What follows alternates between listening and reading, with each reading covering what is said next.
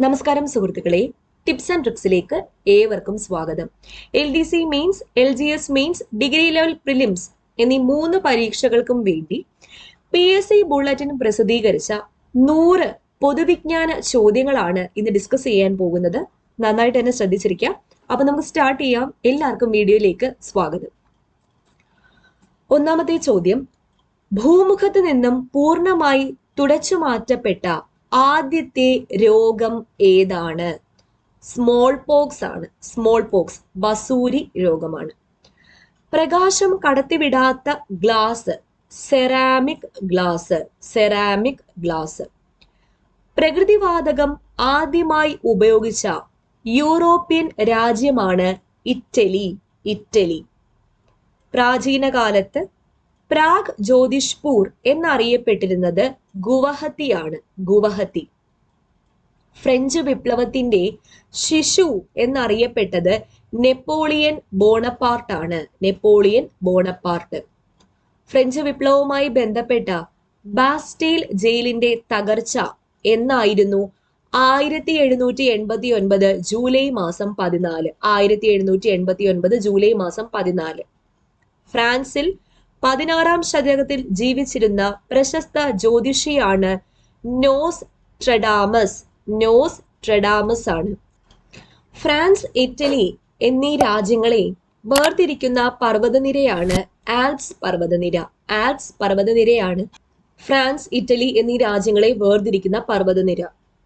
ബ്രാഹ്മണർക്കുമേൽ ജസിയ നടപ്പിലാക്കിയ ആദ്യ മുസ്ലിം ഭരണാധികാരിയാണ് ഫിറോസ് ഷാ തുഗ്ലക്. ഫിറോസ് ഷാ തുഗ്ലക് ആണ്.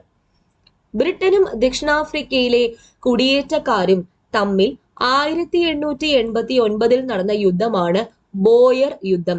ബോയർ യുദ്ധമാണ് ബ്രിട്ടനും ദക്ഷിണാഫ്രിക്കയിലെ കുടിയേറ്റക്കാരും തമ്മിൽ 1889 നടന്ന യുദ്ധം. ബ്രിട്ടീഷ് ഭരണകാലത്ത് ഏത് നിയമപ്രകാരമാണ് കൽക്കട്ടയിൽ സുപ്രീം കോടതി സ്ഥാപിതമായത്? ബ്രിട്ടീഷ് ഭരണകാലത്ത് ഏത് നിയമപ്രകാരമാണ് കൽക്കട്ടയിൽ സുപ്രീം കോടതി സ്ഥാപിതമായത്? 1773 റെഗുലേഷൻ ആക്ട് പ്രകാരമാണ്. ഇന്ത്യയിലെ നമ്പർ 1 ഓൺലൈൻ എഡ്യൂക്കേഷൻ പ്ലാറ്റ്ഫോമായ അൺഅക്കാഡമിയിൽ കേരള PSCക്ക് വേണ്ടിയിട്ട് നല്ല അടിപൊളി ബാച്ച് കോഴ്സുകളാണ് പൊയ്ക്കൊണ്ടിരിക്കുന്നത്. കഴിഞ്ഞ ഡിഗ്രി ലെവൽ അല്ലെങ്കിൽ സെക്രട്ടേറിയറ്റ് അസിസ്റ്റന്റ് ബാച്ച് കോഴ്സിൽ ജോയിൻ ചെയ്യാൻ പറ്റാത്തവർക്ക് വേണ്ടി ഒരു പുതിയ ബാച്ച് കോഴ്സ് ജൂലൈ 28 സ്റ്റാർട്ട് ആവുന്നുണ്ട്. അപ്പോൾ സിലബസ് ഫുള്ളായിട്ട് തന്നെ നിങ്ങൾക്ക് പഠിപ്പിച്ച് തറവാക്കി തരുന്ന ഒരു ബാച്ച് കോഴ്സാണ് ദൗത്യം. അപ്പോൾ ഈ കോഴ്സ് 10% ഡിസ്കൗണ്ടോടെ കിട്ടാൻ വേണ്ടി ഞങ്ങളുടെ കോഡായ ടിപ്സ് ആൻഡ് ട്രിക്സ് യൂസ് ചെയ്താൽ നിങ്ങൾക്ക് 10% ഡിസ്കൗണ്ട് കിട്ടുന്നതാണ്. കൂടാതെ നിങ്ങളുടെ LDC പഠനത്തിന്, LDC മെയിൻസ് പഠനത്തിന് മാറ്റേകാൻ വേണ്ടി ജൂലൈ 27 സ്റ്റാർട്ട് ചെയ്യുന്ന ഒരു 75 ഡേയ്സ് ബാച്ച് കോഴ്സാണ് ജേതാവ്. ടിപ്സ് ആൻഡ് ട്രിക്സ് എന്ന റെഫറൽ കോഡ് യൂസ് ചെയ്താൽ അൺഅക്കാഡമിയിൽ ഇപ്പോൾ സ്റ്റാർട്ട് ആവുന്ന എല്ലാ കോഴ്സുകളും, അൺഅക്കാഡമി തുടങ്ങിയ കാലം തൊട്ടുള്ള എല്ലാ കോഴ്സുകളും നിങ്ങൾക്ക് ആക്സസ് ചെയ്യാൻ പറ്റുന്നതാണ്. ശ്രീരംഗപട്ടണം ഉടമ്പടിയിൽ ഒപ്പുവെച്ചത് ടിപ്പുവും ബ്രിട്ടീഷുകാരും തമ്മിലാണ്. ടിപ്പുവും ബ്രിട്ടീഷുകാരും തമ്മിൽ 1792 നടന്ന ഉടമ്പടിയാണ് ശ്രീരംഗപട്ടണം ഉടമ്പടി. 1832 ഇന്ത്യയിലെ ആദ്യത്തെ പേപ്പർ മില്ല് സ്ഥാപിക്കപ്പെട്ട സ്ഥലം ഏതാണ്? സെറാംപൂർ ആണ്. സെറാംപൂർ. 1924 ശ്രീമൂലം തിരുനാൾ അന്തരിച്ചപ്പോൾ റീജന്റായി അധികാരത്തിൽ വന്നത് ആരാണ്? സേതു ലക്ഷ്മിഭായി ആണ്. സേതു ലക്ഷ്മിഭായി. 1926 തെരഞ്ഞെടുപ്പിൽ മത്സരിച്ച ഇന്ത്യയിലെ ആദ്യത്തെ വനിതാ സ്ഥാനാർത്ഥിയാണ് കമലാദേവി ചതോപാധ്യായ. കമലാദേവി ചതോപാധ്യായയാണ്. 1984 ജൂൺ മാസം 5 ബ്ലൂ സ്റ്റാർ ഓപ്പറേഷനിൽ കൊല്ലപ്പെട്ട സിഖ് നേതാവ് ആരാണ്? ഭിന്ദ്രൻവാലയാണ്. ഭിന്ദ്രൻവാല. 1984 ജൂൺ മാസം 5. മനുഷ്യനിൽ സ്പൈനൽ കോഡിന്റെ നീളം 45 സെന്റിമീറ്റർ ആണ്. 45 സെന്റിമീറ്റർ. മനുഷ്യ ശരീരത്തിലെ ഏറ്റവും വലിയ അവയവം ഏതാണ്? ത്വക്കാണ്. ത്വക്ക്. എക്സ്റ്റേണൽ ബോഡിയിലാണ്. ഇന്റേണൽ ബോഡിയിലെ ഓർഗൻ ഏതാന്ന് ചോദിച്ചു കഴിഞ്ഞാൽ കരളാണ്. അച്ചടി യന്ത്രം കണ്ടുപിടിച്ചത് ആരാണ്? ഗുട്ടൻബർഗ്. ഗുട്ടൻബർഗ് ആണ് അച്ചടി യന്ത്രം കണ്ടുപിടിച്ചത്. മത്തവിലാസം രചിച്ചത് മഹേന്ദ്രവർമ്മനാണ്. മഹേന്ദ്രവർമ്മൻ. മത്തവിലാസം രചിച്ചത് മഹേന്ദ്രവർമ്മനാണ്. എന്നാൽ മലയവിലാസം രചിച്ചത് ആരാണ്? AR രാജരാജവർമ്മയാണെന്ന് ഓർക്കുക. അധ്യാപകരുടെ മികച്ച രചനയ്ക്ക് സംസ്ഥാന പൊതുവിദ്യാഭ്യാസ വകുപ്പ് ഏർപ്പെടുത്തിയിരിക്കുന്ന അവാർഡാണ് ജോസഫ് മുണ്ടശ്ശേരി അവാർഡ്. ജോസഫ് മുണ്ടശ്ശേരി അവാർഡാണ്. മാൻസബ്ദാരി സമ്പ്രദായം ആവിഷ്കരിച്ചത് ആരാണ്? അക്ബർ ആണ് മാൻസബ്ദാരി സമ്പ്രദായം ആവിഷ്കരിച്ചത്. മാവോ സേതുങ് മരിച്ച വർഷം 1976. 1976. അജന്ത പെയിന്റിങ്ങുകൾ ഏത് വംശത്തിന്റെ കാലത്താണ് വരച്ചത്? ഗുപ്ത വംശത്തിന്റെ കാലത്താണ് അജന്ത പെയിന്റിങ്ങുകൾ വരച്ചത്. അജന്ത ഗുഹകളെ 1919 വീണ്ടും കണ്ടെത്തിയ ബ്രിട്ടീഷ് ഓഫീസറാണ് John Smith. John Smith. Muslim ചരിത്രകാരന്മാർ റായ് പിത്തോറ എന്ന് വിശേഷിപ്പിക്കുന്നത് ആരെയാണ്? പൃഥ്വിരാജ് ചൗഹാനെയാണ് റായ് പിത്തോറ എന്ന് വിശേഷിപ്പിക്കുന്നത്. ആരാധനാലയങ്ങൾ ഇല്ലാത്ത മതമാണ് കൺഫ്യൂഷനിസം. കൺഫ്യൂഷനിസത്തിലാണ് ആരാധനാലയങ്ങൾ ഇല്ലാത്തത്. ആരുടെ ശുപാർശ പ്രകാരമാണ് പ്രസിഡന്റ് അടിയന്തരാവസ്ഥ പ്രഖ്യാപിക്കുന്നത്? ക്യാബിനറ്റ്. ക്യാബിനറ്റിന്റെ ശുപാർശ പ്രകാരമാണ് പ്രസിഡന്റ് അടിയന്തരാവസ്ഥ പ്രഖ്യാപിക്കുന്നത്.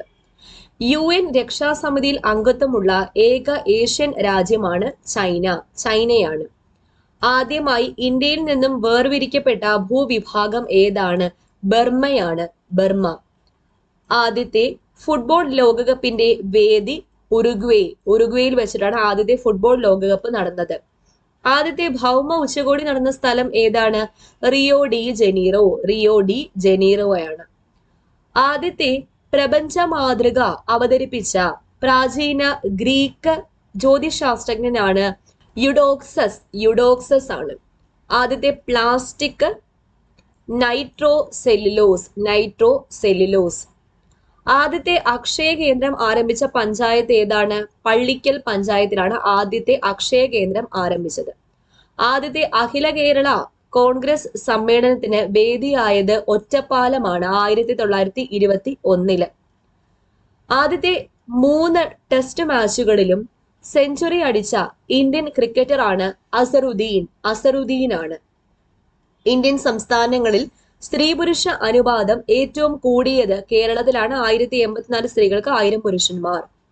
ഇന്ത്യൻ സംസ്ഥാനങ്ങളിൽ കുന്നുകളിൽ വസിക്കുന്ന ജനങ്ങളുടെ നാട് എന്ന പേരിനർത്ഥമുള്ള സംസ്ഥാനമാണ് മിസോറാം. കുന്നുകളിൽ വസിക്കുന്ന ജനങ്ങളുടെ നാട് എന്ന പേരിനർത്ഥമുള്ള സംസ്ഥാനം ഏതാണ്? മിസോറാം ആണ്. ഇന്ത്യയിൽ ബ്രിട്ടീഷ് ഭരണത്തിന് അടിത്തറ പാകിയത് ആരാണ്? റോബർട്ട് ക്ലൈവ് ആണ്. ബ്രിട്ടീഷ് ഇന്ത്യയിലെ ബാബർ എന്നറിയപ്പെടുന്ന റോബർട്ട് ക്ലൈവ്. ഇന്ത്യയിൽ അറ്റോമിക് എനർജി കമ്മീഷൻ രൂപവത്കൃതമായ വർഷം 1948. 1948 അറ്റോമിക് എനർജി കമ്മീഷൻ രൂപവത്കൃതമായത്. 1948. ഇന്ത്യയിലെ ഏറ്റവും വ്യാപകമായി ഉപയോഗിക്കുന്ന ധാന്യം ഏതാണ്? അരിയാണ്. അരി. ഇന്ത്യയിലെ ഏറ്റവും കിഴക്കായി സ്ഥിതി ചെയ്യുന്ന സംസ്ഥാനമാണ് അരുണാചൽ പ്രദേശ്. അരുണാചൽ പ്രദേശ്. ഇന്ത്യയിലെ ഏറ്റവും കൂടുതൽ ഗിരിവർഗക്കാർ ഉള്ള സംസ്ഥാനം ഏതാണ്? മധ്യപ്രദേശ് ആണ് ഏറ്റവും കൂടുതൽ ഗിരിവർഗക്കാർ ഉള്ള സംസ്ഥാനം. ഇന്ത്യയിലെ ഏറ്റവും കൂടുതൽ ദൂരം സഞ്ചരിക്കുന്ന തീവണ്ടിയായ വിവേക് എക്സ്പ്രസ് ദിബ്രുഗഡിനെ ഏത് സ്ഥലവുമായിട്ടാണ് ബന്ധിപ്പിക്കുന്നത്? കന്യാകുമാരിയുമായിട്ടാണ് ബന്ധിപ്പിക്കുന്നത്. കന്യാകുമാരി. ഇന്ത്യയിൽ സിനിമാ രംഗത്തെ ഏറ്റവും ഉയർന്ന അവാർഡ് ഏതാണ്? ദാദാ സാഹിബ് ഫാൽക്കെ അവാർഡാണ്. ദാദാ സാഹിബ് ഫാൽക്കെ അവാർഡ്.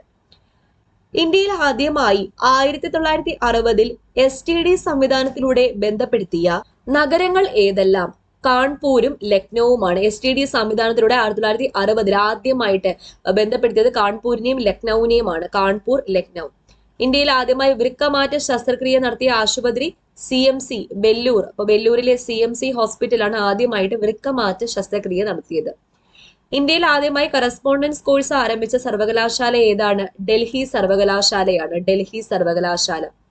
ഇന്ത്യയിലെ മലകളുടെ റാണി മസൂരിയാണ്. ഇന്ത്യയിലെ മലകളുടെ റാണി.